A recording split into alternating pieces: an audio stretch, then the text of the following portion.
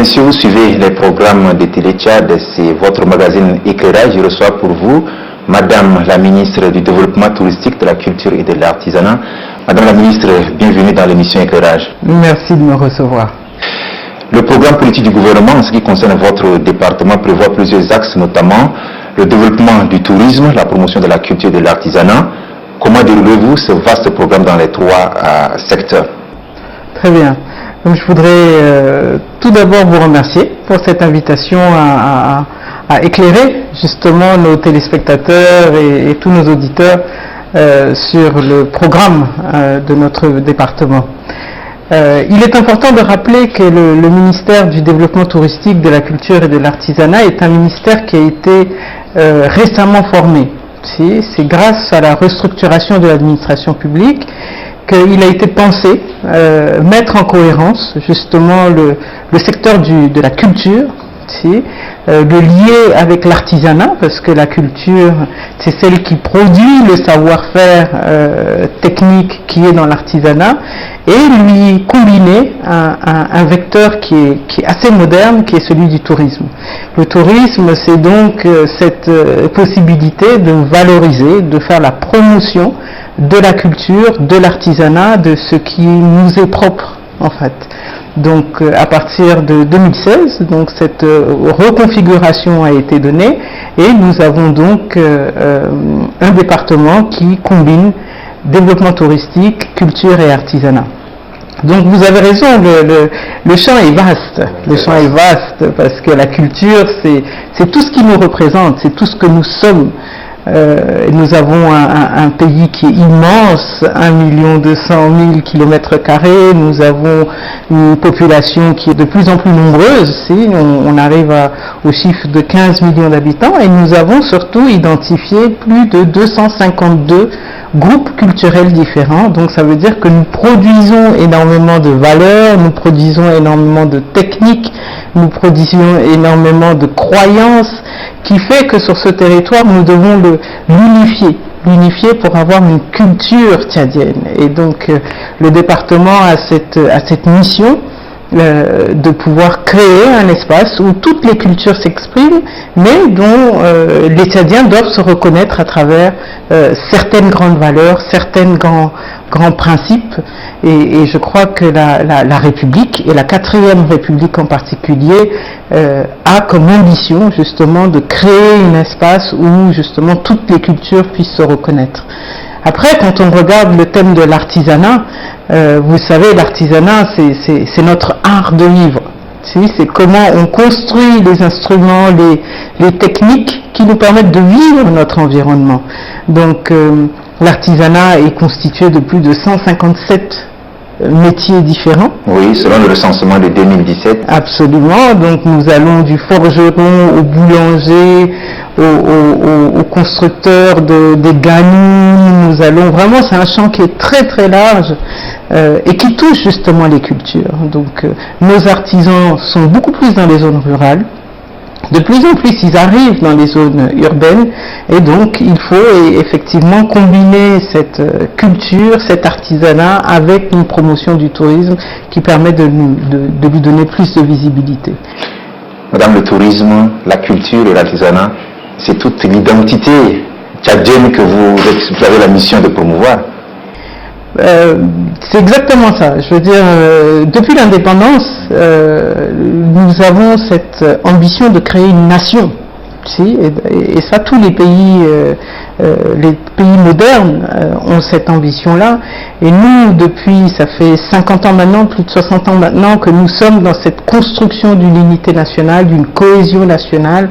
Et c'est pour ça que nous mettons en avant une politique culturelle qui nous unifie à travers de valeurs comme la fraternité, la solidarité, la communauté, qui nous permet justement de créer des valeurs communes, et nous devons créer cette cohésion nationale pour une identité nationale, une identité tchadienne. Et donc je crois que réellement l'ambition elle est grande, mais la volonté politique également est très importante, elle est très forte.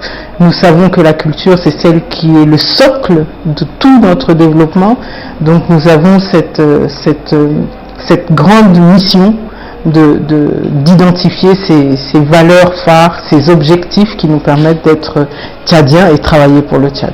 Merci beaucoup madame, nous sommes à 48 heures du lancement d'un salon international de l'artisanat. Peut-on savoir ce que vise ce salon qui a un caractère international et c'est la première édition madame? Absolument. Le chef de l'État en 2010 avait boosté le secteur de l'artisanat en décrétant une journée nationale de promotion de l'artisanat. Parce qu'il y a cette reconnaissance que l'artisanat, c'est le socle de notre production. Vous savez, l'artisanat, vous en avez, c'est pas seulement des objets décoratifs. L'artisanat, c'est également tous ces ustensiles, tous ces produits qui sont propres à notre environnement et que l'on peut produire de manière industrielle. L'artisanat, quand elle sélectionne des objets qui nous permettent la fonctionnalité, la production de notre pays, c'est la base de notre industrie. Une industrie propre, une industrie qui permet de rendre opérationnelle toute notre société.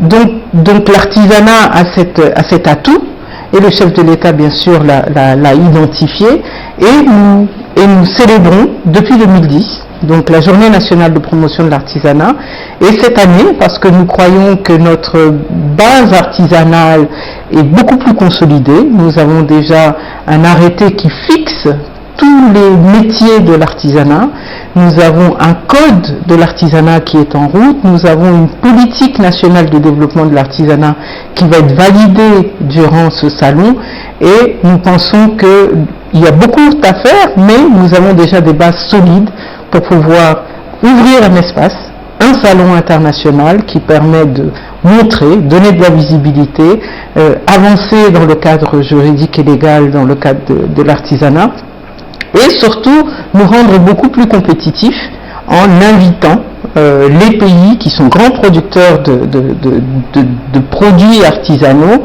pour pouvoir justement améliorer notre produit. Donc le salon qui va se tenir du 14 au 16 octobre à Djamena, à l'hôtel Radisson Blu, va réunir plus de 150 artisans de tout le pays pour pouvoir délibérer sur la politique nationale de développement de l'artisanat, mais surtout montrer notre savoir-faire et pouvoir également un autre aspect qui est la commercialisation.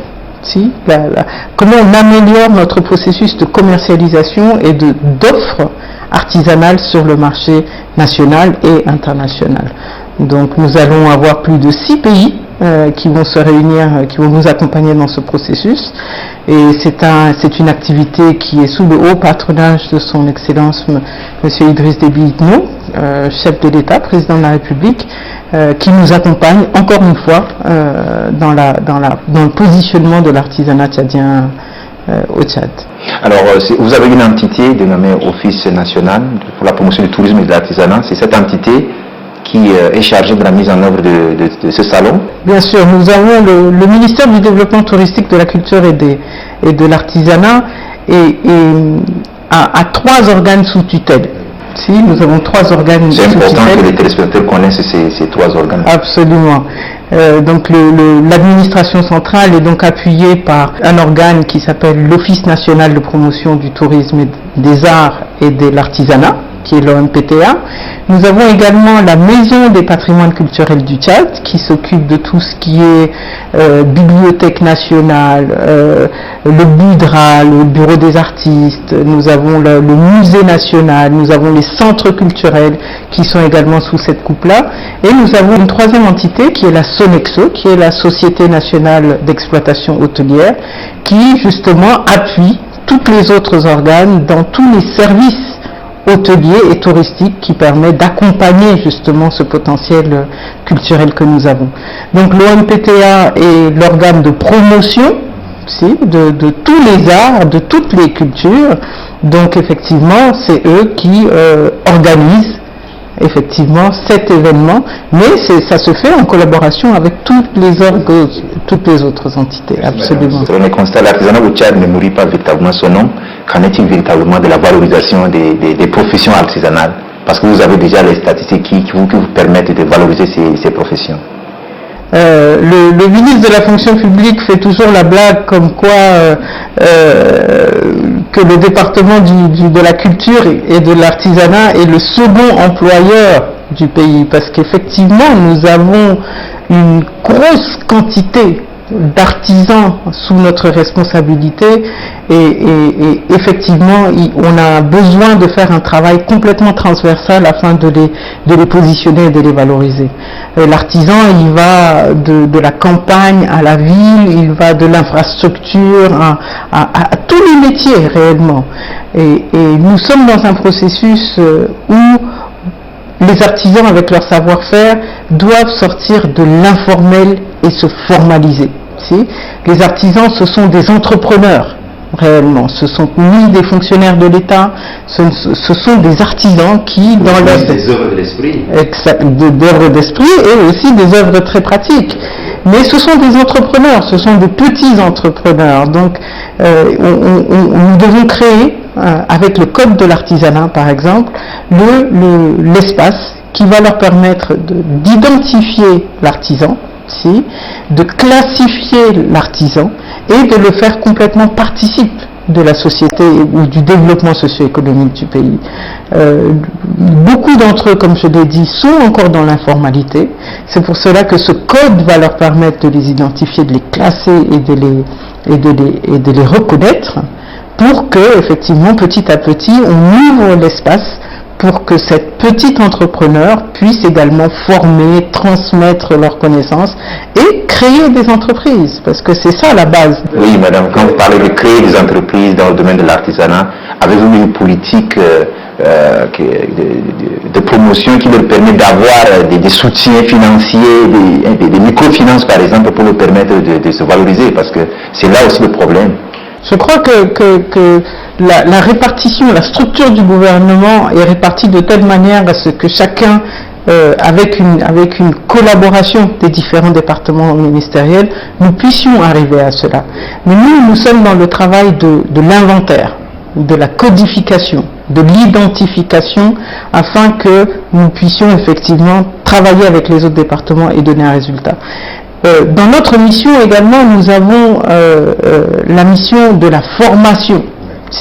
L'artisan, parce qu'il est dans l'informel, a besoin d'avoir un bagage de connaissances qui lui permet effectivement d'être reconnu dans toute la stratification qui est faite.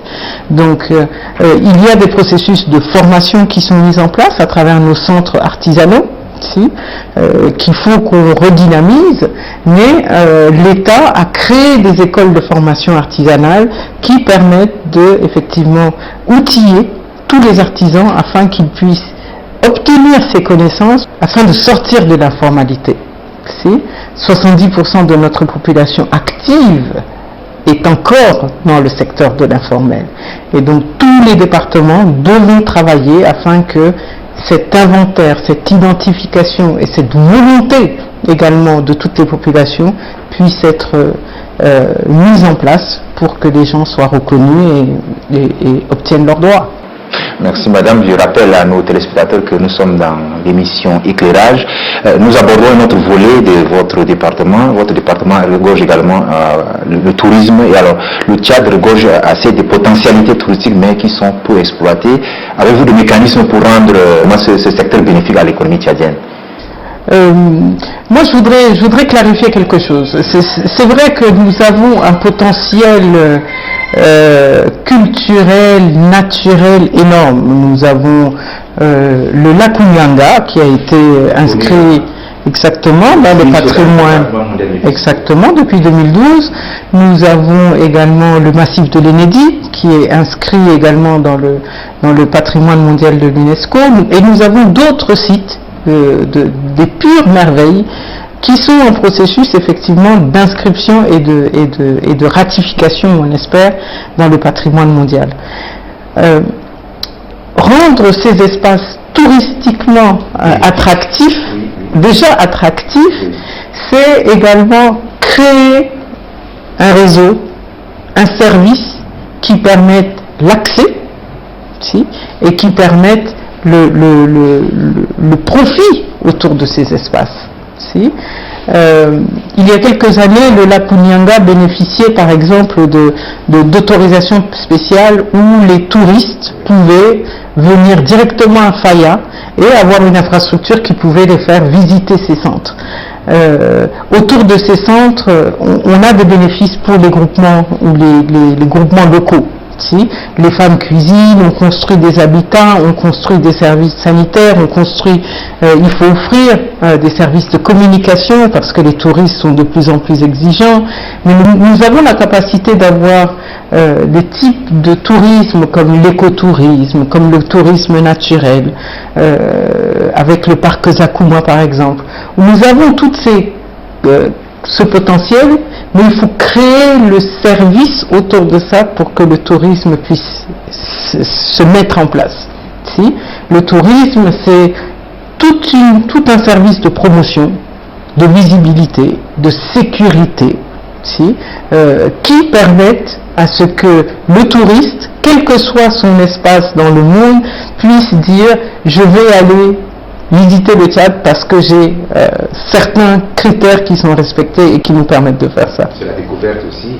Absolument, c'est la découverte, mais c'est surtout une infrastructure qui permet de garantir que le touriste puisse venir ici, échanger, acheter, valoriser nos produits, si, et le tourisme, il est fait de tous ces ingrédients-là.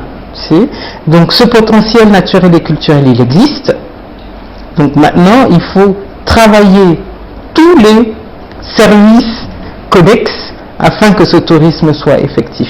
Nous avons déjà beaucoup avancé, par exemple avec le projet du e-visa, si, où toutes les personnes désirant venir au Tchad pourront, à travers un service de réseau électronique, s'inscrire, payer et ça va faciliter énormément l'accès au Tchad. Donc il y a des initiatives comme ça qui sont déjà mises en place. Après, il faut travailler tous les services connexes, la santé, la communication, la sécurité et toutes les garanties qui permettent que les touristes puissent venir. Oui, madame, je reviens sur l'inscription de certains sites sur la liste du patrimoine mondial de l'UNESCO. Quelle est la plus-value pour l'économie tchadienne? Est-ce qu'il y a des retombées qu'on peut attendre de cette inscription? C'est important de reconnaître que quand on est inscrit sur le patrimoine mondial de l'UNESCO, on fait une première reconnaissance qui est l'exceptionnalité du site. Si? Il y a une reconnaissance internationale parce qu'il y a tout un travail scientifique qui est fait pour identifier l'exceptionnalité, l'unicité du site. Le massif de l'Inédit, le lac Kounyanga et bien d'autres qui peuvent être inscrits. Et donc, on reconnaît l'exceptionnalité, mais après, être inscrit, il y a des obligations et il y a des possibilités de travail. Donc les obligations, c'est la conservation. Si vous ne pouvez pas, à partir de son inscription, transformer l'environnement de cet espace. Si. Mais normalement, avec cette inscription également, vous bénéficiez de fonds qui vous permettent de construire et de préserver cet environnement comme il est. Si. Et dans ce bénéfice de fonds, il faut faire participer la communauté locale. Si. Et donc c'est tout un processus qui nous permet effectivement de conserver et de préserver l'espace tel comme il est, avec la participation des communautés locales, mais c'est surtout une reconnaissance effectivement de cette unicité. Si, et c'est un devoir de conservation. Madame, vous avez d'autres dossiers en cours pour inscrire d'autres sites sur la liste? Nous sommes en train de travailler sur le site Ouara, si, qui est dans le Wadaï, pour l'inscrire dans le patrimoine du monde islamique. Si. Donc il y a beaucoup d'initiatives d'inscription et de conservation de sites naturels.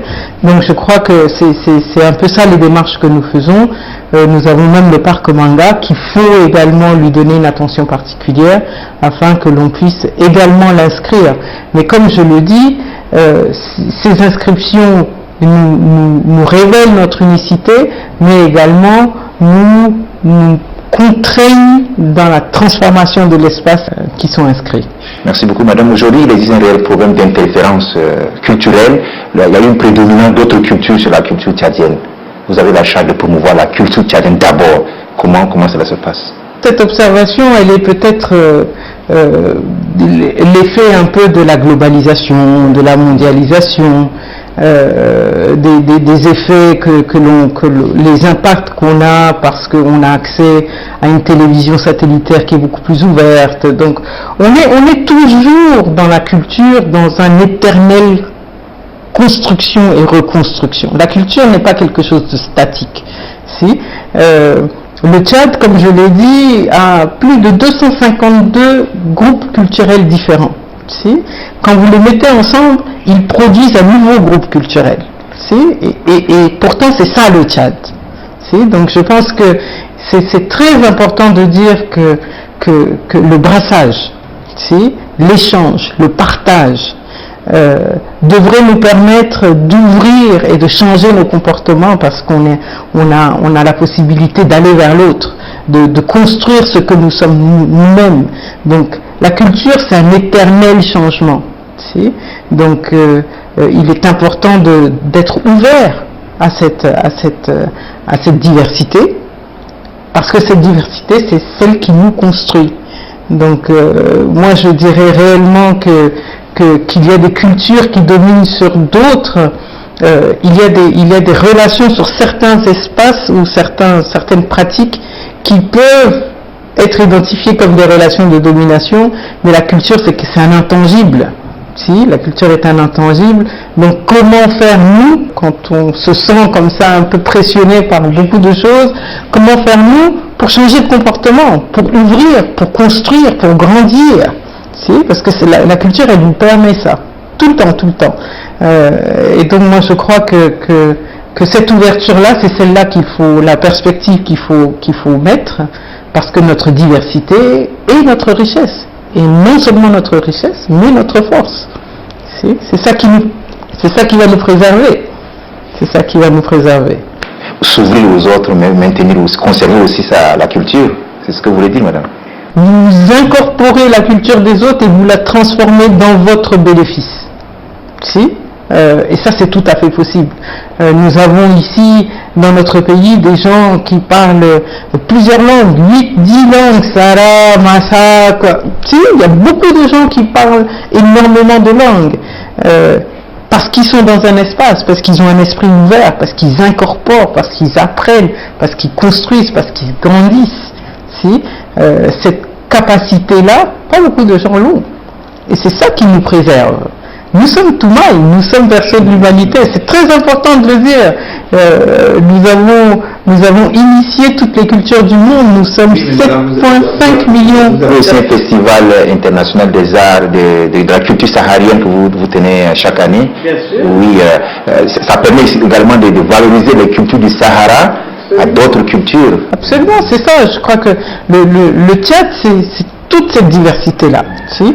Nous avons le FICSA, effectivement, le Festival international des cultures sahariennes, et on se rend compte que la culture du Sahara, elle est au Maroc, elle est en Algérie, elle est en Égypte, et quand on les retrouve tous, si, non seulement ça fait ce brassage-là, mais ceux qui n'appartiennent pas au Sahara découvrent le Sahara et se rendent compte que le Sahara fait partie d'eux-mêmes. La même chose avec le festival d'Ari, où on l'organise à la fin de l'année, notre deuxième édition. Merci, mais c'est grâce à notre diversité. C'est grâce à notre diversité, et je crois que cette année, il va y avoir encore des nouveautés, il va encore y avoir plus de diversité, et je pense que c'est vraiment ça qui donne la satisfaction, si, d'observer qu'on est tellement riche, d'observer qu'on peut être tellement ouvert et que notre culture nous unit. Oui, mais madame, ça ne fait pas vous ne donnez pas l'occasion au monde de découvrir, mais même aux Tchadiens qui sont au niveau de la capitale, qui ne découvrent pas les richesses culturelles de leur province, ont découvert que c'est une occasion qui permet vraiment de ne pas se déplacer, mais de découvrir sa culture au niveau de la capitale. Vous pouvez à Djamena in situ avoir accès à votre culture. Si le cosmopolitisme tchadien, djamena en particulier, nous permet. Et je crois que c'est ça aussi l'objectif de notre département, qui est de transformer le Tchad en une vitrine. Si nous créons une vitrine pendant 15 jours à la fin de l'année à Djamena, nous permettons aux autres de se reconnaître, mais nous permettons également aux autres de se projeter. Si et je pense que ce principe-là et cette assertion-là, elle est très juste. Elle est très juste. Le Tchad, c'est une diversité. Et nous sommes diversité. C'est pour ça que les attitudes sectaires ou communautaires n'ont pas lieu d'être. N'ont pas lieu d'être quand on vous offre cette richesse-là. Et c'est cette richesse-là, comme je le dis, qui fait notre force. Oui, madame, le multiculturalisme est une richesse. Aujourd'hui, il y a un réel problème de vivre ensemble des Tchadiens. Comment faire pour qu'à travers la culture, nous puissions favoriser le vivre ensemble des Tchadiens?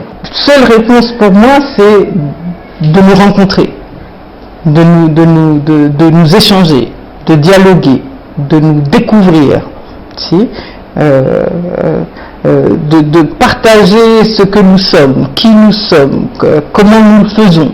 Si, et on serait même très surpris de voir que les difficultés que rencontre une culture, l'autre également la rencontre. Et c'est là où le pont se crée, et c'est là où le vivre ensemble est beaucoup plus facile.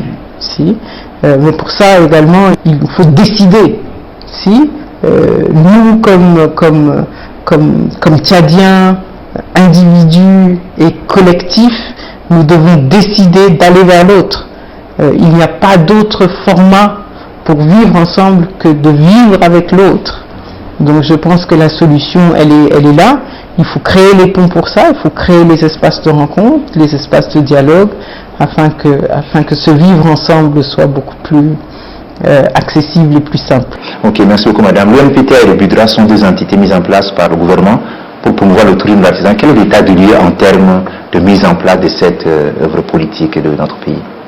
Je voudrais juste clarifier, l'OMPTA est cet organe sous tutelle et le BUDRA, c'est le bureau tchadien des droits d'auteur, d'accord, qui s'occupe des artistes et qui est lié à la MPCT, qui est la Maison des patrimoines de culture. Alors, la promotion, c'est donner de la visibilité, si, c'est créer des espaces internes et externes pour pouvoir travailler. L'OMPTA, qui a été créé de la fusion des trois entités, a été mise en place à partir de 2017. Donc son temps de vie est un temps très court, mais la production autour de l'OMPTA est déjà très grande. Hein.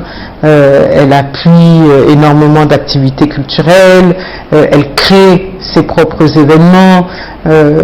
Donc c'est ça l'effort qu'ils sont en train de faire. Et pour le bureau des droits d'auteur, des artistes, elle a pour mission de donner un statut aux artistes. Là aussi, il y a un travail qui a été fait pour recenser les artistes. Absolument, on a déjà un recensement des artistes, on a déjà un inventaire des artistes, on a même des redevances qui ont été identifiées pour le droit d'auteur. Mais le droit d'auteur qui est très lié à ce que c'est que la propriété intellectuelle est un domaine qui est encore nouveau au Tchad. Donc le BUDRA fait énormément d'efforts afin de sensibiliser tous les espaces qui utilisent toutes les œuvres des artistes, afin qu'ils comprennent que les artistes ne vivent qu'à partir de leurs œuvres. Et quand ils mettent dans une discothèque ou quand ils mettent dans un espace public des œuvres des artistes tchadiens, il y a un droit fiscal à payer. Si, et ça, c'est pas toujours très bien compris. C'est là où se pose un réel problème de recouvrement de ces redevances. C'est surtout la conscience. Je veux dire, les œuvres artistiques, ce sont des intangibles et nous ne pouvons les mesurer que quand justement quand on en fait usage. Donc quand on en fait usage, on identifie les lieux qui font usage des œuvres artistiques et dans cette construction de la nation, il faut redistribuer, il faut donner, il faut payer des taxes qui permet également aux artistes de pouvoir survivre et de vivre. Madame, vous avez un événement que vous célébrez chaque année, l'élection de Miss Tchad. C'est aussi un événement qui permet de valoriser la beauté tchadienne. C'est une des activités du ministère. En 2017, le ministre a considéré, et je pense à juste titre, que le processus d'élection de Miss Tchad est un processus beaucoup plus du privé. Si, quand vous regardez le déroulement des Miss Tchad dans le monde, ce sont les entreprises privées, en fin de compte, qui investissent dans un critère qui est le Miss Tchad pour pouvoir effectivement le soutenir. Donc à partir de 2017, effectivement, le ministère s'est détaché un peu de cela. On a créé un comité national d'élection des Miss, d'organisation des Miss Tchad, mais nous continuons à appuyer et à accompagner ce processus. Donc nous allons regarder quel type de collaboration on peut effectivement faire pour approfondir cet accompagnement-là. Moi je fais ici un appel à tous les entrepreneurs, à tous les investisseurs. Je crois que la beauté est quelque chose également qui est très important dans le domaine international et c'est un critère qui est utilisé universellement et donc nous devons également être participes de ce type d'événement et nous avons des critères de beauté qui sont très très intéressants ici et que nous pouvons produire. Madame, nous tendons vers la fin de notre entretien. Avez-vous des messages très particuliers à lancer en faveur de la promotion du tourisme, de la culture, de l'artisanat, surtout vous organisez un salon international de l'artisanat au Tchad? S'il y avait un message à donner, je pense que ça serait participer, encourager, investissez-vous. La valorisation de la culture, de l'artisanat et du tourisme au Tchad, ça vient d'abord de nous Tchadiens, nous intéresser par qui nous sommes, ce que nous voulons, comment nous le voulons. Vos opinions sont très importantes dans la formation de la qualité de notre culture, la formation de la cohérence de notre culture. Donc à tout un chacun, je crois que nous sommes participes de ça. Et bien sûr, parce que le Tchad est le Tchad, parce que le Tchad a une importance centrale dans le processus culturel, on en appelle bien sûr à tous les partenaires techniques, financiers, les amis du Tchad, à ce que l'on puisse positionner le Tchad dans cet espace que nous créons tous les jours, dont les efforts sont énormes. Le chef de l'État nous accompagne, nous insiste afin que l'on puisse positionner ce Tchad que nous voulons. Donc c'est un peu ça. Je dirais également que c'est vrai, nous organisons encore des espaces de promotion. Cette fois-ci c'est l'artisanat. Nous vous invitons à aller découvrir toutes les merveilles bien sûr de notre artisanat, accompagner les artisans dans leur labeur et dans leur travail. C'est une grosse invitation à ce que tout le monde participe au Salon international de l'artisanat au Tchad. Mesdames, Messieurs, chers téléspectateurs, c'est ici que se referme notre entretien avec Madame la ministre du Développement touristique, de l'artisanat et de la culture. Je vous donne rendez-vous très prochainement pour un autre numéro de votre magazine. Au revoir et à bientôt.